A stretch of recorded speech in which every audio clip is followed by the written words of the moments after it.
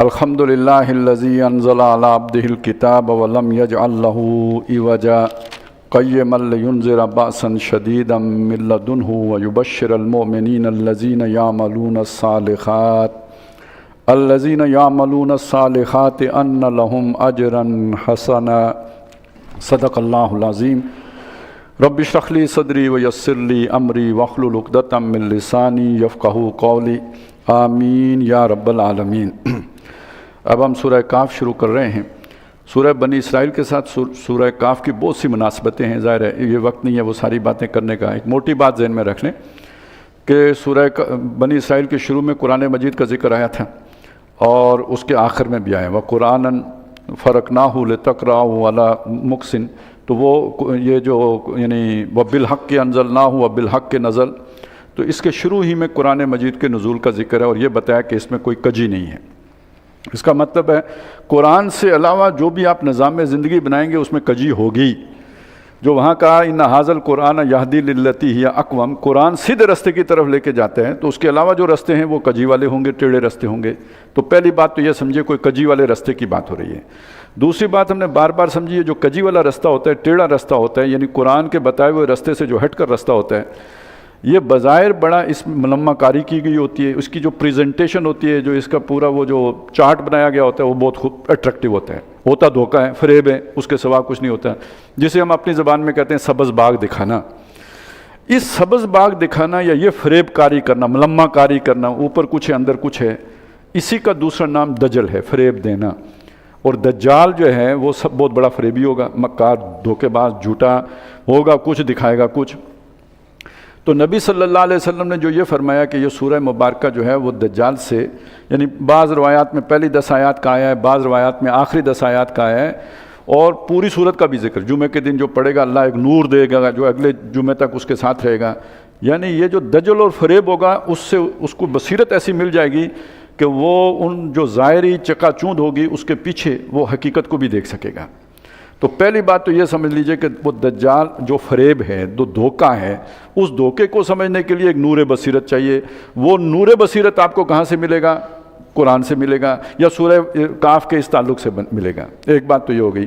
دوسری بات یہ ہے کہ جو اس کا دجل و فریب ہے اس کے مقابلے میں جو ایک حقیقی آرڈر ہے وہ کہاں سے ملے گا؟ وہ بھی قرآن سے ملے گا۔ ان ھذا القرآن یہدی للتی ہی اقوم، اس سے جو ہٹ کر ہوگا وہ فریب ہوگا، دھوکہ ہوگا، فساد ہوگا۔ دو باتیں ہو گئیں۔ اب اس کو ذہن میں رکھ کر آپ ذرا نقشہ کھینچیں کہ کیفیت کیا ہوگی۔ وہ لوگ جو قرآن یا اللہ کے بتائے ہوئے ہدایت پر چلتے ہیں، ان کے سامنے جو مختلف مسائل یا مراحل آ سکتے ہیں وہ کیا ہیں؟ ایک صورت یہ ہے کہ وہ اتنے کمزور ہوں کہ وہ معاشرے میں ایگزسٹ بھی نہ کر سکتے ہوں، کہیں چھپ کے زندگی گزارنے پہ مجبور ہوں۔ اصحاب کاف کی یہ صورت تھی، گویا زندہ رہنے کے لیے مین سٹریم سے کٹ کر کہیں کسی غار میں جا کے چھپنے پر مجبور کر دیے گئے، لیکن یہ کہ وہ جو سیدھا رستہ ان کے سامنے آیا وہ انہوں نے نہیں چھوڑا۔ یہ ایک صورت ہے۔ دوسری صورت کیا ہے کہ دنیاوی اعتبار سے ان کا کوئی سٹیٹس نہ ہو، کوئی حیثیت نہ ہو، کوئی مقام نہ ہو، کوئی مرتبہ نہ ہو، کوئی کسی جوگے نہ ہوں، لیکن وہ اپنے موقف پر قائم ہوں، اور جو بہت انفلوئنشل ہیں ان کے سامنے بھی حق کہنے میں ان کا جو ظاہری روب داب ہے اور چمک دمک ہے اور جو سٹیٹس ہے وہ رکاوٹ نہ بنے۔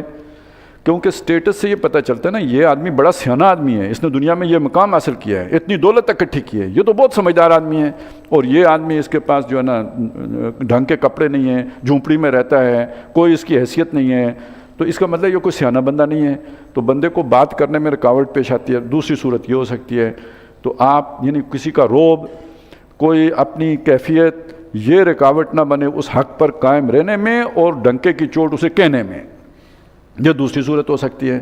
اور تیسری صورت جو سب سے اہم ترین صورت ہے وہ یہ ہو سکتی ہے کہ آپ بادشاہ ہوں، آپ کے پاس اقتدار ہو۔ یعنی بندہ مومن کی کمزور ترین صورت یہ ہے کہ اسے چھپ کے غار میں ایمان بچانا پڑے، اور بلند ترین صورت، امتحان سب سے بڑا کیا ہو سکتا ہے اس کا کہ اللہ تعالیٰ اسے اقتدار دے دے، اختیار دے دے۔ اب دیکھتے ہیں کہ وہ اقتدار کے مزے لوٹتا ہے یا یہ کہ اللہ کے دین کی مطابق اپنے اقتدار کو لے کے چلتا ہے۔ یہ ساری صورتیں آپ کو سورہ کاف میں مل جائیں گی۔ ایک رستہ اختیار کریں گے تو دھوکے میں پڑ گئے، قربانی والے راستے کی طرف جائیں گے تو یہ ہے اصل میں نور والا، روشنی والا، دجال سے پناہ والا راستہ۔ مقابلے میں کھڑے رہیں گے، ریزسٹ کریں گے، یہ ہے جو ہے وہ حق کا راستہ۔ اور کسی کے روب میں آ گئے، اس کی ظاہری چمک دمک کے روب میں آ گئے، اس کے انفلوئنس میں آ گئے، یہ ہے در حقیقت دجال کا راستہ۔ اور اگر اقتدار ملا، اس کی دو صورتیں ہوں گی، مفادات سمیٹنے کی یا یہ کہ دوسروں کی خدمت کرنے کی، تو وہ بھی ایک راستہ دجال کا راستہ ہے اور دوسرا راستہ ایمان کا راستہ ہے۔ ایک نقطے میں یہ چیز سمجھا دی ہے۔ اگلی بات نوٹ کریں، نبی صلی اللہ علیہ وسلم بھی اس سے گزرے ہیں، آپ کو بھی تو غار میں پناہ لینی پڑی نا، غار ثور میں، اور پھر اللہ تعالیٰ نے آپ کو وہ ذوالقرنینی عہد بھی دیا ہے جب آپ حکمران بنے ہیں۔ ایک ہی لائف سپین میں وہ سارا کچھ ہو گیا۔ اور جیسے ابھی ہم نے پچھلی صورت میں پڑھا، دنیا کے خاتمے سے پہلے کل عالم پر اللہ کے دین نے غالب ہونا۔ یہ جو قرآن کا سچا راستہ ہے، یہ ہو نہیں سکتا کہ دنیا ختم ہو جائے اور جو قرآن بالحق نازل ہوا ہے وہ حقیقی نظام دنیا کے سامنے نہ آئے، اس نے آنا ہی ہے۔ لیکن یہ جو دوسری مرتبہ آنا ہے یہ درجہ بدرجہ آئے گا، یعنی سفر جب وہ دجال نکلے گا تو سفر کا آغاز غار سے ہوگا اور اختتام جا کر ذوالقرنینی بادشاہی کے اوپر ہوگا۔ اب اس کو اگر آپ ذہن میں رکھ کر دیکھیں تو دجال کے جو نکلنے کا زمانہ ہے اس کا تعین کرنا پڑے گا۔ وہ ابھی تو کہنے کو نکلا نہیں ہے، لیکن یہ کہ آزاد ہوئے، کم اندازہ یہ ہے کہ 400 سال ہو چکے ہیں۔ یہ جو مغرب کے غلبے کا ایرا ہے در حقیقت اسی میں تو نظر کو خیرہ کرتی ہے چمک تہذیب حاضر کی، یہ صنائی مگر جھوٹے نگوں کی رضا کاری ہے۔ دجل اور کس شے کو کہتے ہیں؟ چمک دمک تو آپ کی نگاہوں کو خیرہ کر رہی ہے، لیکن حقیقت جھوٹے نگوں کی رضا کاری ہے۔ تو اس کا پہلا جو آن سلاٹ آیا ہے تو ہندوستان میں پھر وہ دور تھا، مقابلہ کیا، لڑائیاں لڑیں، آخر میں 1857 کے بعد کام ختم ہو گیا۔ پھر ایمان بچانے کے لیے جو بھی کاوش کرنی پڑی وہ اصحاب کہف کی سنت ہے جو گویا زندہ کی گئی۔ پھر وہ لوگ کھڑے ہوئے، کچھ عرصے کے بعد اگلا مرحلہ ہے، وہ جو درجہ بدرجہ اٹھانے کی بات ہے، اگلا مرحلہ ہے جو ایسے لوگ کھڑے ہوئے جنہوں نے مغربی فلسفوں کا ابطال کیا اور آنکھوں میں آنکھیں ڈال کے کیا اور پوری جرت اور بہادری سے کیا۔ اور جس طرح دو ٹوک انداز میں علامہ اقبال نے کہا، تمہاری تہذیب اپنے خنجر سے آپ خودکشی کرے گی، جو شاخ نازک پہ آشیانہ بنے گا ناپائیدار ہوگا۔ تو وہ جو قرآن میں آگے ہم آج ہی پڑھیں گے انشاءاللہ، دو آدمیوں کا مکالمہ بالکل اس کیفیت کو زندہ کر دیا گویا۔ پھر ایک وہ دور ہے کہ جس میں جو اب یعنی آزادیاں حاصل ہوئیں، غلام ہو گئے تھے نا سارے، تو مختلف ممالک مسلمانوں کے آزاد ہوئے۔ ابھی یہ مکمل نہیں ہوا، یہ آزادی کا پروسیس مکمل نہیں ہوا۔ عسکری تسلط ختم ہو گیا، براہ راست سیاسی تسلط ختم ہو گیا، لیکن آپ کو معلوم ہے کہ مالیاتی تسلط برقرار ہے، تہذیبی غلامی ابھی برقرار ہے۔ تو یہ آہستہ آہستہ ہتھکڑیاں کھلیں گی، اس طرف سفر جاری ہے۔ لیکن یہ کہ اس سورہ کہف کی روشنی میں یہ دیکھیں، یہ 400 سال کا گویا عمل ہو گیا کہ ایک اندھیری رات چھا گئی تھی۔ دیکھیں یہ بالکل یہ الفاظ ہیں جو جس طرح جو ہے نا وہ یہ تصور جو پیش کیا مولانا حالی نے، پستی کا کوئی حد سے گزر نہ دیکھے، اسلام کا گر کر نہ ابر نہ دیکھے، مانے نہ کبھی کہ مد ہے ہر جزر کے بعد، دریا کا ہمارے جو اتر نہ دیکھے۔ یہ آج کی بات تو نہیں ہے، یہ تو جب انگریز آیا اس کے بعد یہ حالت بن گئی تھی۔ اور اے خاصہ نے رسول وقت دعا ہے، امت پہ تیری آ کے عجب وقت پڑا ہے، وہ دین کے جو بڑی شان سے نکلا تھا وطن سے پردیس میں، وہ آج غریب الغربا ہے۔ یہ کیفیت تھی جس سے ہم نے پھر سفر کا آغاز کیا۔ آج بہرحال مسلمان وہ بھی ہیں، ایٹمی پاور بھی ہیں، آج مسلمان وہ بھی ہیں کہ جو مقابلے پہ جو ہے آنکھوں میں آنکھیں ڈال کر کھڑے ہیں، پنجہ آزمائی کر رہے ہیں۔ حالات میں یہ تغیر آ چکا ہے، وہ والی کیفیت نہیں رہی ہے کہ جو بالکل ہی کوئی کہیں سے کوئی آواز ہی نہیں، کہیں سے کوئی جو ہے نا مقابلے کے لیے جس نے ایمان بچانا ہے کہیں جا کے غار میں چھپے، جس نے اپنی تہذیب کا حفاظت کرنی ہے وہ گویا مین سٹریم سے کٹے۔ تو اس سب کو ذہن میں رکھیں، اس پہ ذرا تھوڑی بات ہم کل بھی کر لیں گے، آج یہ اتنی ضروری تھی تاکہ یہ مضامین ہماری سمجھ میں آتے رہیں۔ تو اس کا جو اول یعنی پہلی 10 آیات ہیں، آخری 10 آیات ہیں، اس میں جو نقشہ کھینچا گیا ہے وہ جو اس باطل کے یا دجل کے جو اوصاف بیان کیے گئے ہیں، وصف بیان کیے گئے ہیں، وہ اس تہذیب کے اوپر پوری طرح فٹ آتے ہیں، راس آتے ہیں۔ تو گویا ایک وہ دقیانوسی دور ہے اور ایک یہ تہذیبی یلغار کا دور ہے کہ جس میں گویا 3 کے مقابلے میں 3 چیزیں آ گئیں۔ دیکھیے ایمان کا تقاضا کیا ہے؟ اللہ تعالیٰ مؤثر حقیقی ہے اور وہی فاعل حقیقی ہے اور وہی اسی کی جو ہے نا وہ کائنات کا اصل مالک وہ ہے۔ اب کیا ہے؟ کائنات خود اصل حقیقت ہے، یہ خود بنی ہے، خود چل رہی ہے، اسی کا قوانین ہے جو چل رہے ہیں، یہ پہلی بات ہوگی نا، اللہ کے مقابلے میں کائنات اہم ہو گئی، اس کی جان پرکھ، اس کی تحقیق۔ دوسری بات کیا ہوئی؟ آخرت کی زندگی کے مقابلے میں دنیا کی جنت کا حصول، لائف جو ہے نا وہ کوالٹی لائف بسر کرو، بہترین سے بہترین دنیا جنت بناؤ، ٹرپلٹ جس گھر میں جائے گھر جنت بن جائے۔ یہ اب گویا دنیا کو جنت بنانے کی ایک امنگ پیدا ہو گئی جو کبھی شداد کے دل میں پیدا ہوئی تھی، یہ ایک تہذیبی سیلینٹ فیچر ہے۔ یہ آگے چلیں، انسان کا جسم، اسے جو اس کی ضرورتیں ہیں، جو اس کی ارجز ہیں، جو اس کی جو ہے نا خواہشات ہیں، ان کو فلفل کیا کرو، باقی روح کیا ہے، اس کی غذا کیا ہے، اس کی ضرورتیں کیا ہیں، اس سے بے فکر ہو جاؤ، لا تعلق ہو جاؤ۔ یہ آج کے تہذیب کے ایمانیات ثلاثہ ہیں، اور سوائے دھوکے کے ہے کچھ بھی نہیں۔ تو اس کو ذہن میں رکھ کے اب پڑھتے ہیں۔ الحمدللہ الذی انزل علی عبدہ الکتاب۔ دیکھیں اس اندھیرے میں روشنی کیا ہے؟ کتاب۔ تو سب شکر اس اللہ کا ہے کہ جس نے اپنے بندے محمد صلی اللہ علیہ وسلم پر کتاب اتاری۔ سورہ بنی اسرائیل سے یہ تعلق بھی جڑیا نا، اس میں بندے کو لے کے گیا اوپر، سبحان الذی اسریٰ بعبدہ لیلا من المسجد الحرام الی المسجد الاقصی، یہاں بندے پر کلام اتارا، اس میں عروج ہے، اس میں نزول ہے۔ وَلَمْ يَجْعَلْ لَهُ عِوَجًا، اس کتاب میں کوئی کجی نہیں ہے، کوئی ہیر پھیر نہیں، کوئی جلیبی نہیں ہے، اسٹریٹ جو ہے نا وہ رستہ دکھاتی ہے، کوئی جلیبی نہیں بناتی۔ قیمن سیدھی ہے، وہ اقوم جو وہاں پہ آیا تھا، یہدی للتی ہی اقوم، تو اسی کا یہ مصدر آ گیا قیمن، یہ بالکل ٹھیک جو ہے وہ کتاب ہے۔ لینذر باسا شدیدا، تاکہ وہ خبردار کر دے ایک ایسی سخت جنگ سے۔ دیکھیں وہاں خوشخبری تھی، وَلِيُبَشِّرَ الَّذِينَ مُؤْمِنِينَ الَّذِينَ يَعْمَلُونَ الصَّالِحَاتِ، وہاں تو وہ تھا۔ یہاں پہ باسن شدیدن، ایک سخت جنگ سے، ملا دن ہو جو اس کی طرف سے ہوگی۔ لوگ نہیں بھی کرنا چاہیں گے لیکن حالات ایسے بنیں گے کہ لڑنی پڑ جائے گی، وہ جنگ ہو کے رہے گی۔ مل لدن، جنگ لدنی، آپ نے علم لدنی سنا ہوگا نا، یہ بالکل وہی بات ہے کہ وہ جنگ جو اللہ کی طرف سے جو ہے مسلط کردہ ہوگی۔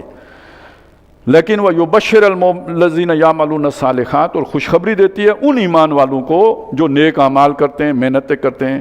اب یہ دیکھیں اس جنگ میں تباہی بھی پھرے گی، ہلاکتیں بھی ہوں گی، بربادیاں بھی ہوں گی، پتہ نہیں کتنے ارب انسان مریں، بہت بلڈوز کرنے والی ہوگی، اور یہ کہ ملخمہ ہوگی، لیکن یہ کہ خوشخبری ہوگی ان کی کہ جو مختلف جو کیفیات آگے آ رہی ہیں نا، اگر بالکل بے دست و پا ہوں تب بھی ایمان پر قائم رہیں، ہر قربانی دے کے ایمان کو سلامت رکھیں، معاشرے سے کٹنا پڑ کے جائے تو کٹیں، ایمان کو بچا کے رکھیں، اور جو بات جب بھی کریں حق کی کریں، گردن جائے، جو نقصان ہو، تعلق ٹوٹے، اس کی پرواہ نہ کریں، بلا خوف لومت لائم، حق سچ بات کرتے چلے جائیں، اور اللہ کے کلمے کی سربلندی کی جو دجود وہ اس پر کمر بستہ ہو جائیں۔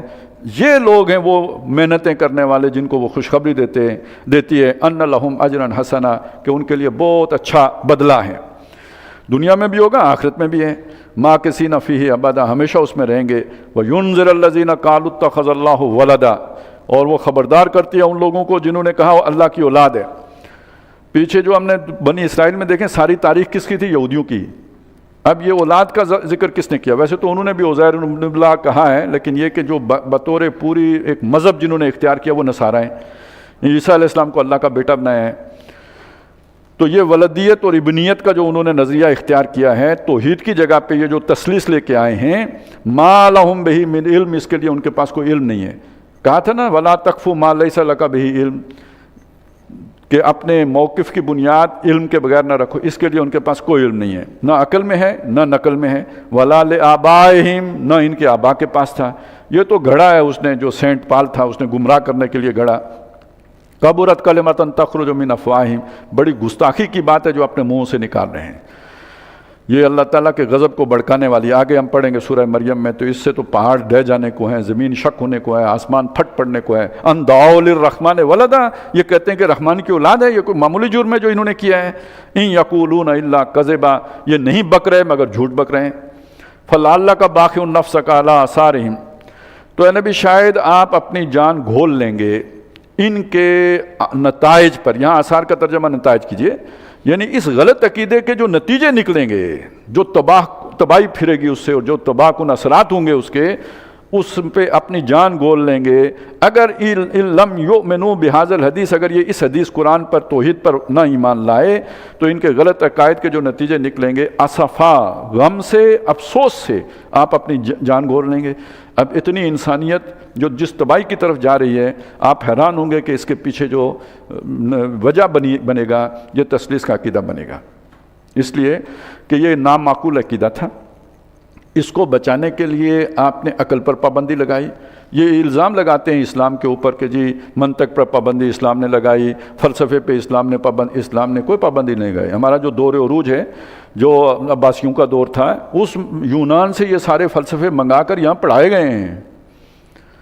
ہم نے نہیں پابندی لگائی، یہ پابندی وہ پوپ لوگوں نے لگائی ہے، اس لیے کہ وہ اسے سوالات کا جواب ہی نہیں دے سکتے تھے. اور خاص طور پر زیادہ ظلم انہوں نے تب شروع کیا کہ جب مسلمان یورپ میں گئے ہیں، اور ظاہر ہے مسلمانوں کے ہاں تو اس طرح کا کرٹیسزم خود قرآن کرتا ہے.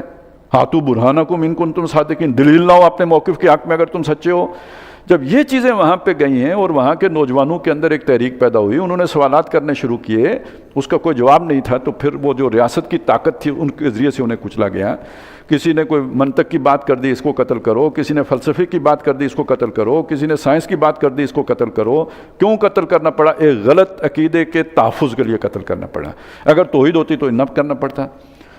پھر جب اویئرنس پھیلی ہے، وہ یونیورسٹیاں جو مسلمانوں نے قائم کی، اس کے نتیجے میں مغرب میں، ویسٹ میں، یورپ میں، تو پھر بغاوت نے جنم لیا. ٹھیک ہے، وقت لگا، صدیاں لگ گئیں، لیکن اس بغاوت کی بنیاد مسلمانوں نے رکھی تھی. ڈارک ایج میں تھا یورپ، یہ تو مسلمانوں نے جا کے وہاں پہ روشنی پھیلائی ہے، اور پھر وہ بغاوت ہوئی. اور بغاوت ہمیشہ وہ ایکسٹریم پہ لے کے جاتی ہے. شیطان نے بس ایک ہی زیادہ اس میں اضافہ کر دیا نا، سارے مذہبوں کی چھٹی ہو گئی. آج جو مذہب بیزار معاشرہ ہے، بے خدا تہذیب ہے، یا جو میں نے آپ کو شروع میں بتایا کہ 3 کے مقابلے میں 3 ایمانیات کے مقابلے میں 3 اور آ گئے، اس کا سبب یہ غلط عقیدہ ہے، جس کے نتیجے میں اتنا بڑا فساد برپا ہوا کہ پوری نوع انسانی ایک اتنے بڑے عذاب سے دوچار ہونے جا رہی ہے. وجہ ان کے یہ غلط عقیدہ بنا ہے. اور دوسری طرف اب اس ظاہر ہے دنیا پہ جب فوکس ہوا، انسان کو جو اللہ نے صلاحیتیں دی تھی، وہ جو ہم نے کل یعمل علی شاکلتہ، تو جو اس کی پوٹینشل تھا وہ جب بروئے کار آیا، فوکس ہو گیا دنیا کی تلاش میں، تو پھر جو دنیا کو انسان نے 4 چاند لگائے ہیں، عروج آدم خاکی سے انجم سے میں جاتے ہیں، ترقی. آپ ایک بات سمجھیں، سلیمان علیہ السلام کے جو جن تھے جو مختلف کام کرتے تھے، اس سے زیادہ طاقت ٹیکنالوجی جو آج انسان کے ہاتھ میں اس میں آ گیا. ٹیکنالوجی تو خیر کہاں پہنچ گئی، 220 وولٹ کا کرنٹ کا کوئی جن مقابلہ نہیں کر سکتا. 220 وولٹ کرنٹ میں جتنی طاقت ہے نا، وہ ان جنات میں نہیں ہے جنہیں آپ بہت طاقتور سمجھتے ہیں. وہ بھی رگڑا جائے اس میں تو یہ تو پتہ نہیں کتنے 66,000 اور کتنا 1 لاکھ جو ہے وہ 32,000. تو یہ وہ تو یوں سمجھے جن کیا شے ہے اس طاقت. وہ باقی پھر ایٹمی ٹیکنالوجی اور وہ تو یہ جو انسان کے ہاتھ میں جنات آئے ہیں، قوانین قدرت کو جو اس نے قابو کر لیا، بہت طاقتور ہو گیا. اس کی مدد سے جو اس نے دنیا بنائی ہے. شداد بیچارے نے کیا جنت بنائی تھی جو آج انسان نے جنت بنا دی ہے. اس کی جنت میں تو کیا پنکھا تھا؟ نہیں. بجلی نہ. تو ہم تو ایئر کنڈیشن بھی رکھتے ہیں، ٹرپلٹ بھی رکھتے ہیں، ریفریجریٹر بھی رکھتے ہیں. وہ تو خواب میں بھی اس جنت کو نہیں سوچ سکتا تھا جو آج انسان کو میسر ہے. لیکن یہ اس بہرحال یہ جو انسان نے فوکس کیا جب ادھر، تو پھر اس نے یہ سب کچھ حاصل کر لیا. لیکن 2 باتیں ذہن میں لائیں. پہلی بات یہ کہ دنیا کی دل ربائی، پہلے ہی دنیا بہت ہی دل ربا تھی، سارے فساد کی بنیاد دنیائی بنتی تھی. سب سے بڑے دجالن تو یہ ہے جو انسان کو اپنے زلف گراگیر کا اسیر کر لیتی ہے. دام ہم رنگ زمیں، اس میں الجھ جاتا ہے بندہ. تو جب دنیا کے اس سنگار میں اس ٹیکنالوجی کا اضافہ ہو گیا، تو پھر جو زیب و زینت اس کی بنی ہے، اور پھر جو اس کی کشش اور اس کے اندر جو ہے نا وہ پیدا ہوئی ہے اٹریکشن، پہلے تو کبھی بھی نہیں تھی. وہ کوئی صدیوں میں ہزاروں سال نرگس روتی تھی تو کوئی دیداور جیسے پیدا ہوتا تھا، ایسے بھی کوئی کلوپترا بھی تو تاریخ میں کوئی 1-2 ہی پیدا ہوتی تھیں.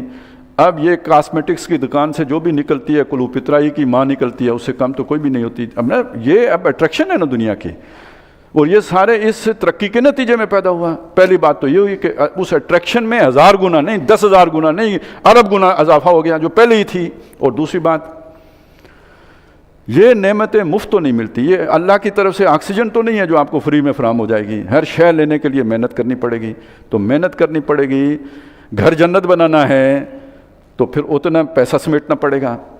تو آج کی دنیا اکیلے مرد سے چلتی نہیں، دونوں مل کے کام کھینچیں گے یہ اس کولو کے بیل بن کے میاں بیوی، تو تب یہ کوالٹی لائف یا جو آپ کی حسرتیں یا وہ جو ارمان ہیں ان میں سے کچھ پورے ہوں گے۔ یہ بھی لے کے آنا ہے، یہ بھی لے کے آنا ہے، اچھا لانا ہی نہیں ہے، جانا بھی ہے نا۔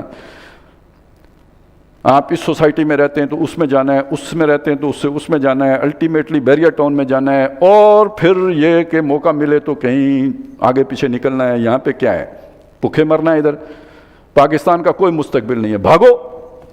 کدھر بھاگیں بھائی؟ آسٹریلیا جاؤ، مالٹا جاؤ، سوئٹزرلینڈ جاؤ، امریکہ جاؤ، کتنے بڑھو، ادھر نکلو تو کہیں اختتام تو نہیں ہے۔ اور پھر وہاں پہ بھی جا کے آخر وہاں بھی ابھی عشق کے امتحان اور بھی ہیں، اور ستاروں سے آگے جہاں اور بھی ہیں، کہاں رکو گے؟ کہیں نہیں رکو گے، چلتے ہی چلے جاؤ گے۔ تو دنیا نے اپنی طرف کھینچ کے بالکل غافل نہیں کر دیا اپنے انجام سے۔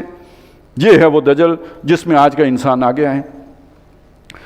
لیکن انجام کیا ہے؟ اِنَّا جَعَلْنَا مَا عَلَى الْأَرْضِ زِینَةً لَهَا، بے شک اس زمین کے اوپر جو رونق ہے، جو اٹریکشن ہے، یہ ہم نے اسے دی ہے، اور انسان کو ہم نے چھوٹ دی کہ اس نے اس میں اور اضافہ کر لیا جو آج ہو گیا ہوا ہے۔ یہ موقع ہم نے پیدا کیا۔ یہ اب تکوین کی سطح پہ جب آپ دیکھیں گے، یہ میں کل آپ کو تھوڑا سمجھاؤں گا انشاءاللہ تکوین اور تشریح کا فرق، لیکن ابھی اتنا ہی نوٹ کر لیجئے کہ یہ سارا ہمارا ہی منصوبہ ہے جو چل رہا ہے۔ ٹھیک ہے گمراہی ہے، شیطنت ہے، سب کچھ ہے، لیکن یہ ہماری حکمت میں شامل تھا کہ یہ ہو، انسان یہ ترقی کرے۔ اِنَّا جَعَلْنَا مَا عَلَى الْأَرْضِ زِینَةً لَهَا لِنَبْلُوَهُمْ أَيُّهُمْ أَحْسَنُ عَمَلًا، تاکہ ہم اسے جانچیں پرکھیں، اس کا امتحان لیں کہ عمل کرنے کے اعتبار سے سب سے بہترین کون ہے۔ جوں انسان کی فکری صلاحیتیں جوان ہوتی چلی گئیں تو ضروری تھا کہ اس کا امتحان بھی اتنا کڑے سے کڑا ہوتا چلا جائے۔ جب انسان ناسمجھ تھا اسی درجے کا امتحان ہوتا تھا۔ یہ بت پرستی نہیں کرنی، بس اس سے قطع نظر کرنا ہے۔ جب انسان سیانہ ہو گیا تو اس سے اگلا امتحان ہم نے لیا۔ ایک وقت آیا کہ ہم نے باپ کو حکم دیا بیٹے کو ذبح کر دو۔ ایک ہی آدمی تھا نا جو یہ کام کر سکتا تھا، حضرت ابراہیم علیہ السلام۔ یعنی ایک آدمی اس مقام تک پہنچ گیا کہ اپنی سب سے بڑی چیز کی قربانی دے۔ اس سے پہلے دیکھیں، یہ ذہن میں رکھیں، نوح علیہ السلام سے یہ نہیں کہا گیا بیوی کو طلاق دو، آخری وقت میں کہا گیا کہ اسے پیچھے چھوڑ جاؤ۔ بیٹے کے لیے وہ کیسے تڑپے ہیں، تو اس وقت ابھی انسان اس سطح پہ نہیں تھا کہ اس سے یہ ڈیمانڈ کی جاتی ہے، لیکن بہرحال گزارا، اس سے حادثے کے طور پر گزارا۔ وہ اپنی اس مرضی سے تو نہیں گزرے، لیکن ابراہیم علیہ السلام نے تو اپنی مرضی سے چھری چلائی ہے نا۔ یہ سفر ہے جو طے کر کے انسان یہاں پہنچا تھا، لیکن وہ ایک ہی ابراہیم اور ایک ہی اسماعیل تھے۔ اگلا مرحلہ کیا آیا؟ اب محمد الرسول اللہ آئے ہیں صلی اللہ علیہ وسلم، اور غزوہ بدر ہو رہا ہے۔ صرف نبی کے درجے کی بات نہیں ہے، آپ کے ساتھیوں کے اندر بھی اللہ تعالیٰ نے یہ کیفیت پیدا کی، ادھر بیٹا ہے ادھر باپ ہے، ایک بھائی ادھر ہے دوسرا بھائی ادھر ہے، یا ادھر بیٹا ہے باپ ادھر ہے۔ یہ تو تاریخ انسانی میں اس سے پہلے کبھی نہیں ہوا تھا۔ تو امتحان بڑھتا چلا جاتا ہے، بڑھتا چلا، جوں آپ کی فکر بڑھتی چلی جاتی ہے، سوچ بڑھتی چلی جاتی ہے، آپ کی صلاحیت میں اضافہ ہوتا چلا، اتنا اللہ امتحان بڑھاتا چلا جاتا ہے۔ تو یہ جو بدر والا معاملہ ہے، یہ اس کو دیکھیں نا، امتحان کہاں پہنچ گیا۔ عام افراد کے اندر گویا اللہ نے وہ قابلیت پیدا کی کہ وہ اپنی ہر شے اللہ پر قربان کرنے کے لیے تیار ہو جائیں۔ ایمان لانے کے بعد حضرت ابو بکر کا بیٹا کہتا ہے، ابا جی آپ بدر میں میری تلوار کی زد میں آ گئے تھے، میں نے پہچان لیا کہ آپ ہیں، میں نے تلوار روک لی۔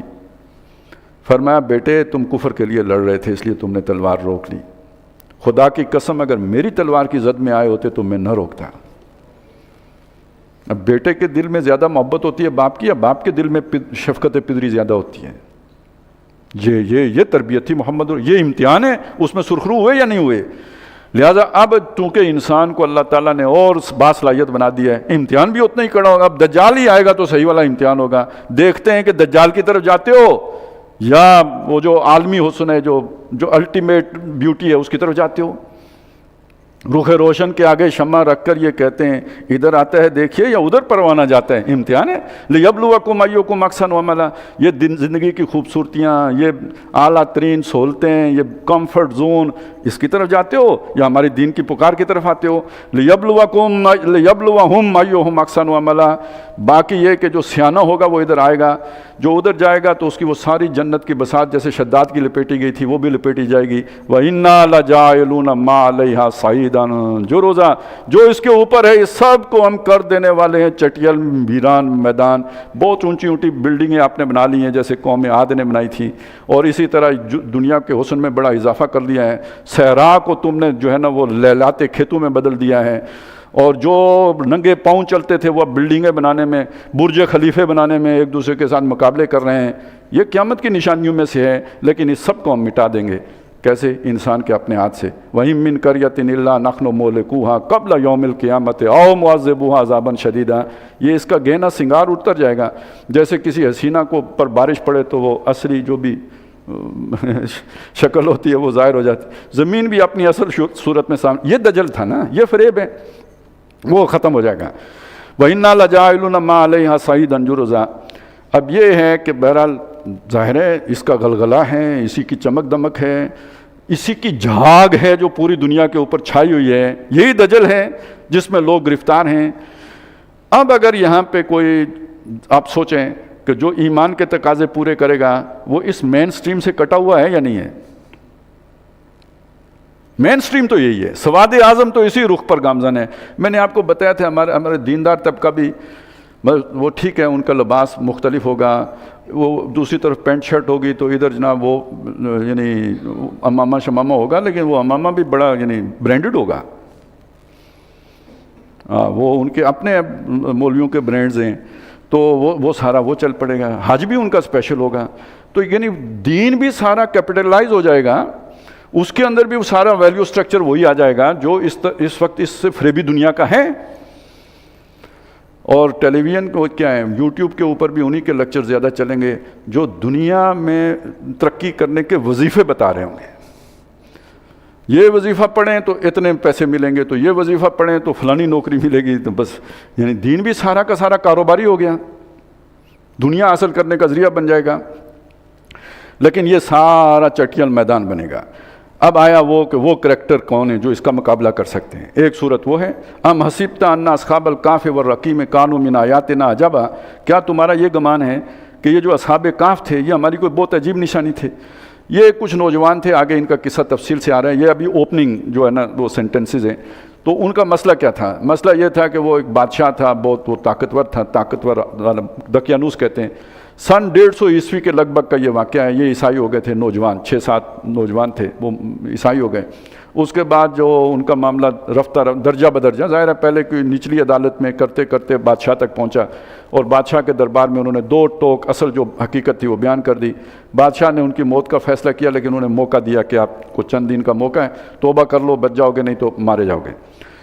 وہ ہائی جنٹری کے ہی بچے تھے، میرا خیال ہے کسی نہ کسی طرح سے سہولت کاری کر کے نکال دیے گئے، نکل گئے وہاں سے، نکل گئے کہیں کسی غار میں جا کے انہوں نے پناہ لی۔ وہ پورا واقعہ قرآن نے بیان کیا۔ 300 سال کے بعد وہ جاگے ہیں، تو سن 300 میں پوری سلطنت روما جو ہے وہ عیسائی ہو چکی تھی ان کے سوتے دور میں۔ یہ اس کے 150 سال بعد جاگے ہیں، یعنی سن 450 میں۔ اور جب یہ جاگے ہیں، انہیں کیا پتہ دنیا میں کیا تبدیلی آئی۔ یہ کوئی جلیبی شلیبی لینے کے لیے بندہ بھیجا کہ جاؤ یار کچھ کھانے کو لے آ، وہ گیا، وہ تو ادھر وہ سمجھا یہ گیا کہ یہ کوئی پرانا سکہ تو انہیں تو کوئی ملا ہے، کوئی خزانہ، اور اس کی حرکتوں سے بھی انہیں لگا یہ کس زمانے کا بندہ آ گیا۔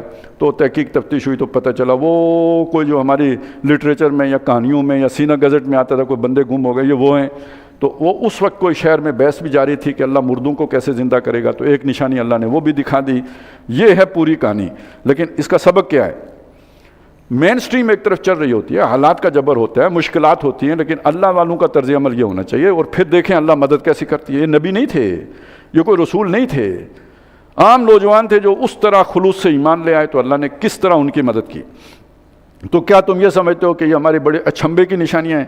اذ اول فتیۃ الی الکہف، جب چند نوجوانوں نے جا کے پہاڑ کی کھو میں پناہ پکڑی، فقالو، اور وہاں جا کے انہوں نے کہا ربنا آتنا من لدنک رحمہ، اے ہمارے رب اپنے پاس سے رحمت عطا فرما۔ آپ نے صرف علم لدنی ہی سنا ہوگا، اوپر میں نے جنگ لدنی کا ذکر کیا تھا، اب یہ رحمت لدنی آ گئی ہے۔ ایک زندگی گزارنے کے عام اسباب ہوتے ہیں، وہ بھی رحمت سے ہی ملتے ہیں، لیکن یہ کہ جہاں پہ زندگی گزارنے کے ظاہری طور پر کوئی اسباب نہ ہوں تو کوئی خصوصی رحمت درکار ہوتی ہے، تو اپنے پاس سے رحمت عطا فرما، وَهَيِّئْ لَنَا مِنْ أَمْرِنَا رَشَدًا، اور ہمارے اس معاملے میں کوئی رشد، یہ نہ ہو کہ ہم کوئی انتہا پسندانہ فیصلہ کر لیں، کوئی اعتدال پسند جو ہے اور جو رشد اور سمجھداری کی بات ہے وہ ہمیں عطا فرما، اس کی ہمیں سمجھ دے۔